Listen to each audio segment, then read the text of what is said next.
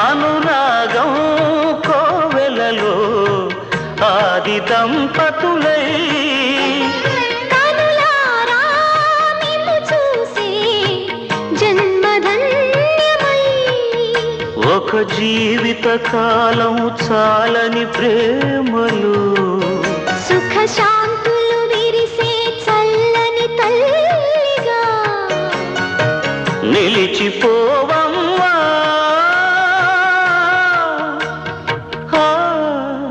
ఈ పాలవాక్కు బ్రహ్మవాక్కు ఒక్కటేనని